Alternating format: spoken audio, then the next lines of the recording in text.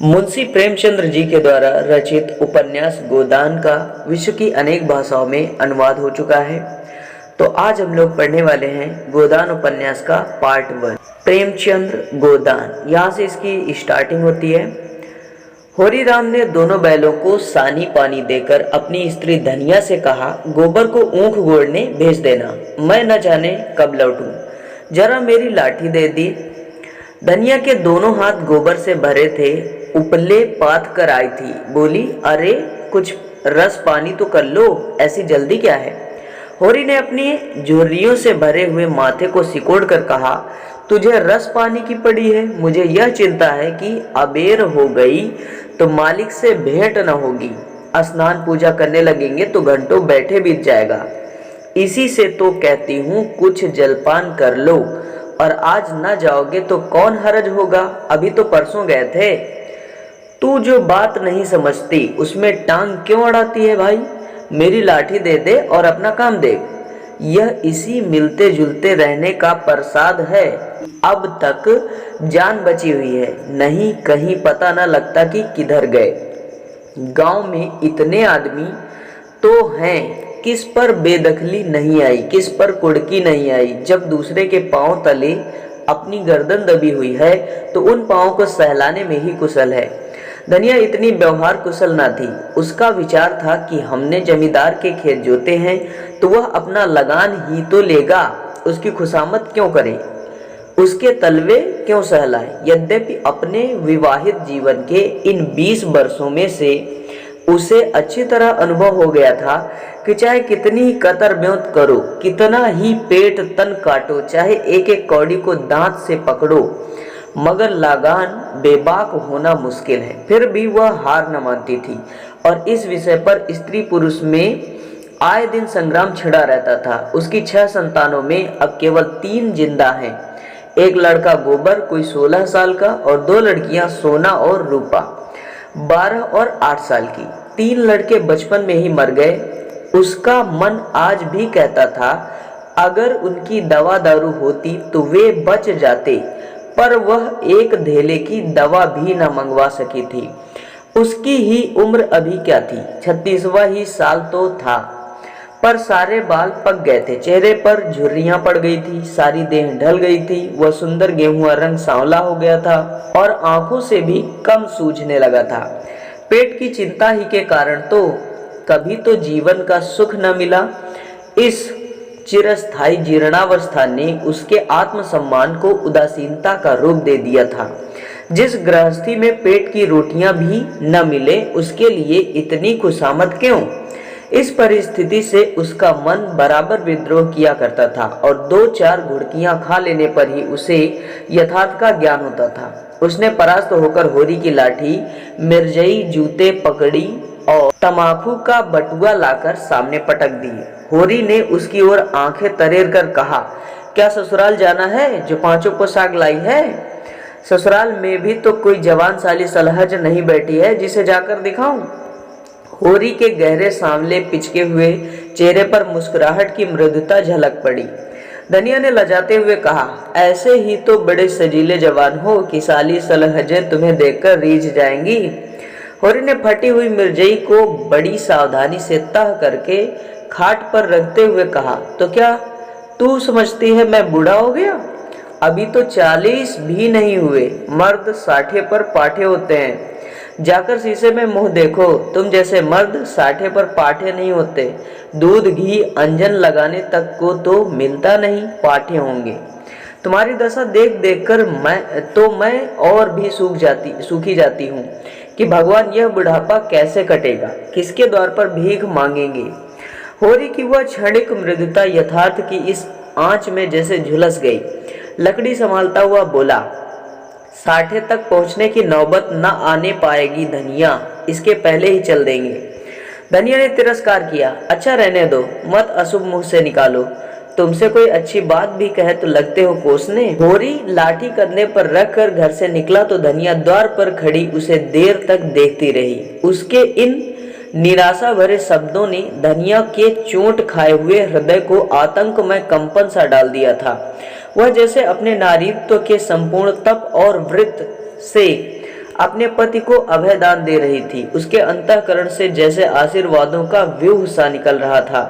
होरी को अपने अंदर छिपाए लेता था। विपन्नता के इस अथाह सागर में सोहाग ही वह तृण था जिसे पकड़े हुए वह सागर को पार कर रही थी। इन असंगत शब्दों ने यथार्थ के निकट होने पर भी मानो झटका देकर उसके हाथ से वह तिनके का सहारा छीन लेना चाहा, बल्कि यथार्थ के निकट होने के कारण ही उनमें इतनी वेदना शक्ति आ गई थी। काना कहने से काने को जो दुख होता है वह क्या दो आंख वाले आदमी को हो सकता है। होरी कदम बढ़ाए चला जाता था। पगडंडी के दोनों ओर ऊख के पौधों की लहराती हुई हरियाली देखकर उसने मन में कहा, भगवान कहीं गौ से बरखा कर दे और डांडी भी सुभीते से रहे तो एक गाय जरूर लेगा। देसी गाय तो ना दूध दे न उनके बछवे ही किसी काम के हों। बहुत हुआ तो तेली के कोल में चले, नहीं वह पछाई गाय लेगा, उसकी खूब सेवा करेगा। कुछ नहीं तो 4-5 सेर दूध होगा।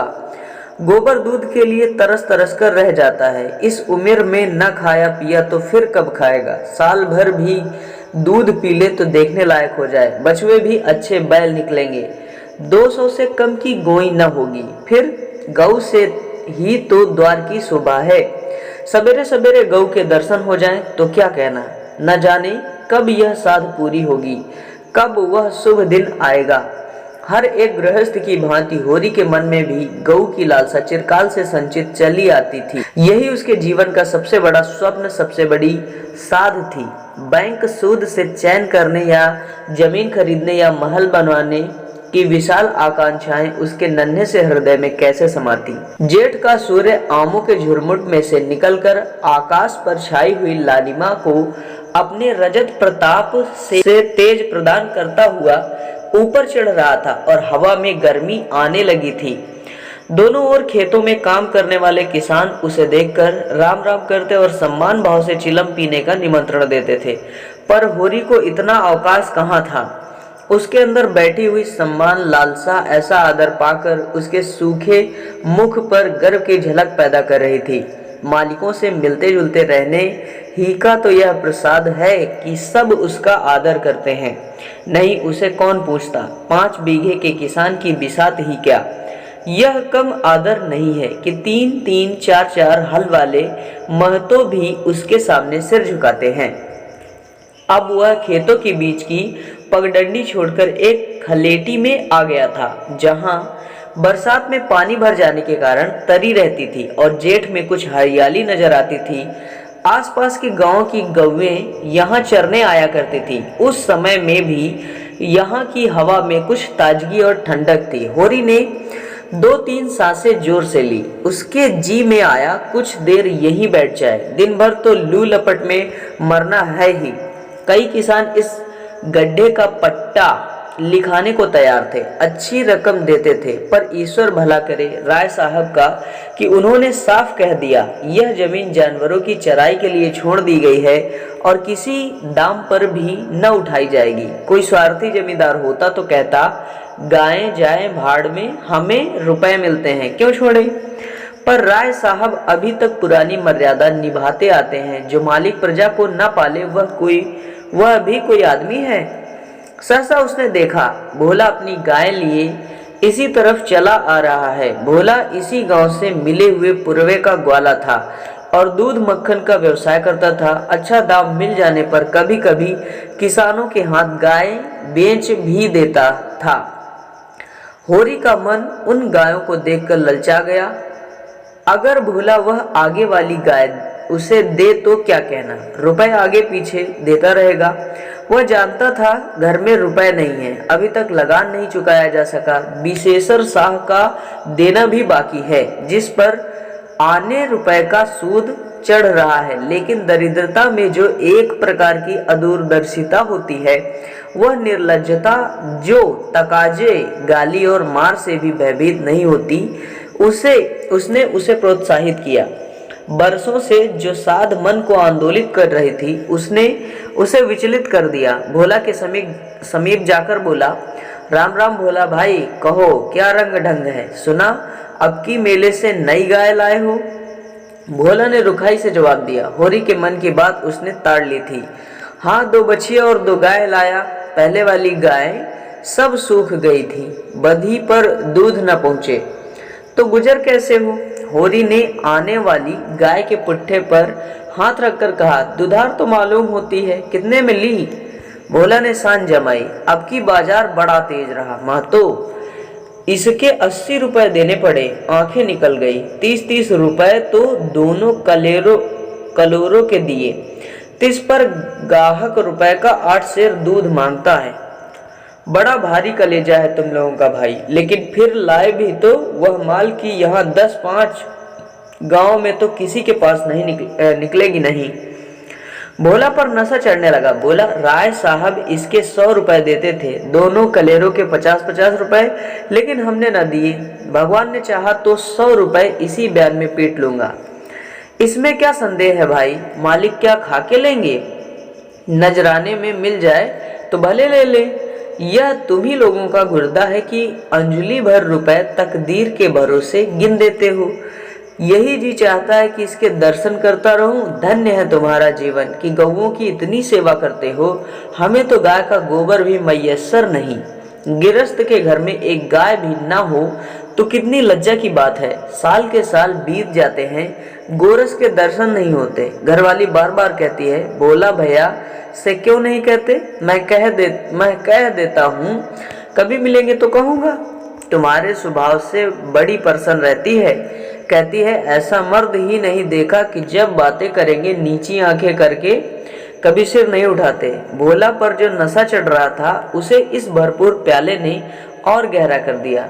बोला, भला आदमी वही है जो दूसरों की बहू बेटी को अपनी बहू बेटी समझे। जो दुष्ट किसी मेहरिया की ओर ताके उसे गोली मार देना चाहिए। यह तुमने लाख रुपए की बात कह दी भाई।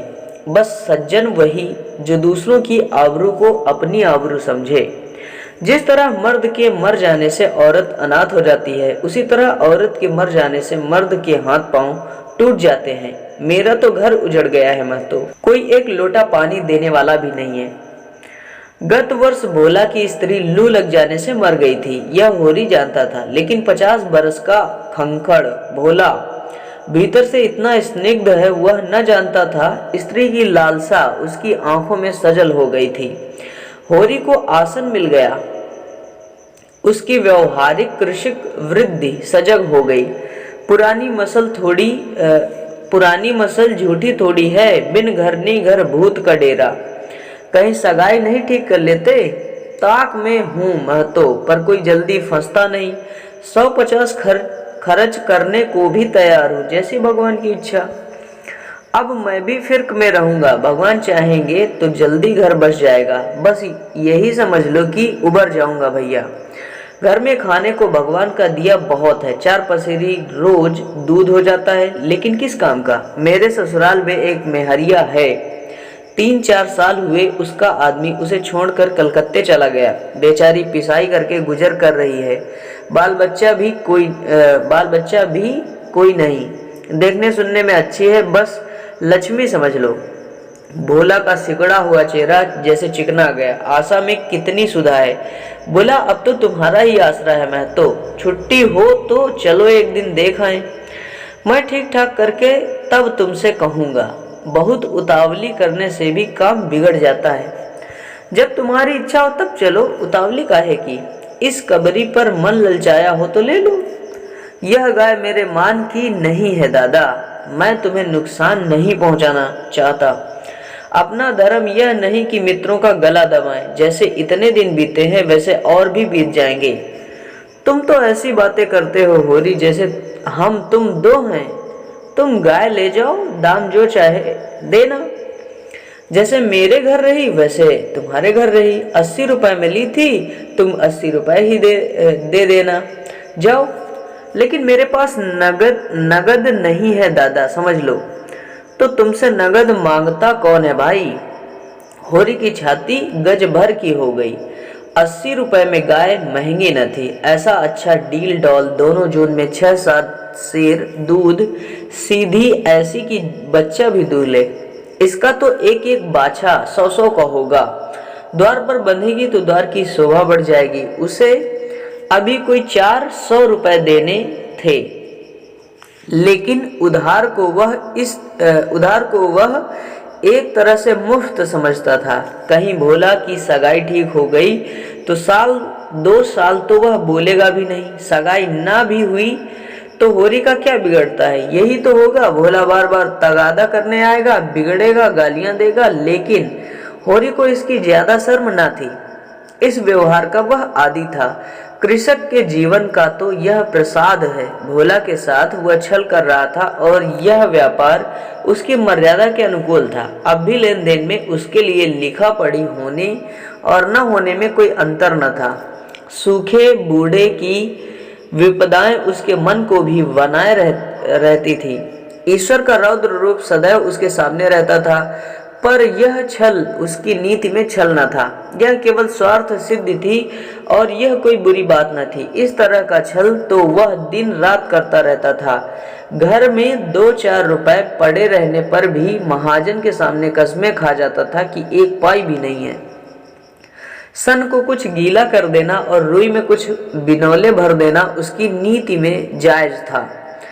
और यहाँ तो केवल स्वार्थ न था, थोड़ा सा मनोरंजन भी था। बुड्ढों का बुढ़भस हास्यास्पद वस्तु है और ऐसे बुड्ढों से अगर कुछ ऐंठ भी लिया जाए तो कोई दोष पाप नहीं।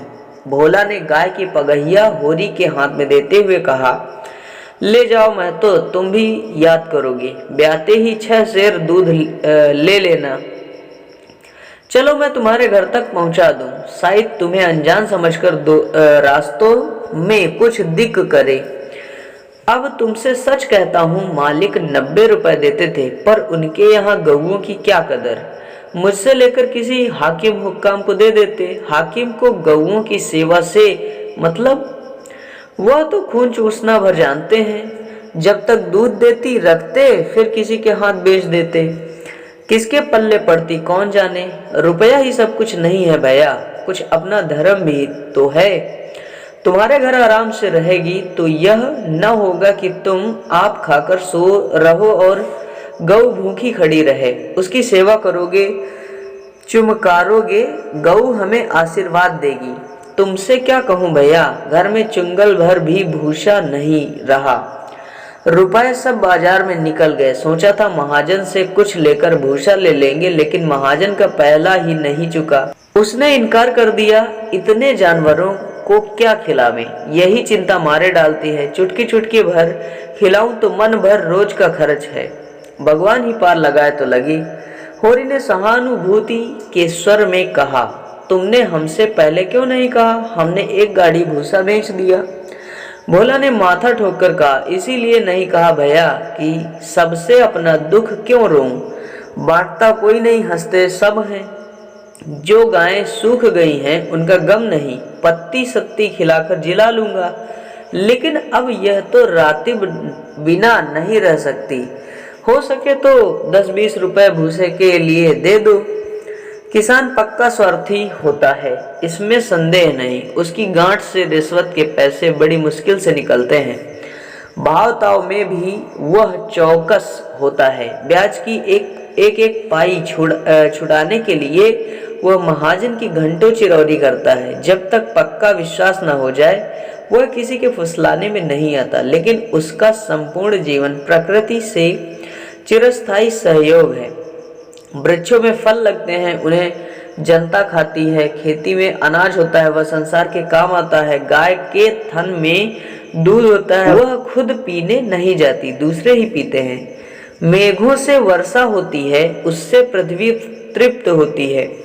ऐसी संगति में कुत्सित स्वार्थ के लिए कहाँ स्थान। होरी किसान था और किसी के जलते हुए घर में हाथ सेकना उसने सीखा ही न था। भोला की संकट कथा सुनते ही उसकी मनोवृत्ति बदल गई। पगहिया को भोला के हाथ में लौटाता हुआ बोला, रुपए तो दादा मेरे पास नहीं है, हाँ थोड़ा सा भूसा बचा है, वह तुम्हें दूंगा। चलकर उठवा लो। भूसे के लिए तुम गाय बेचोगे और मैं लूंगा, मेरे हाथ न कट जाएंगे।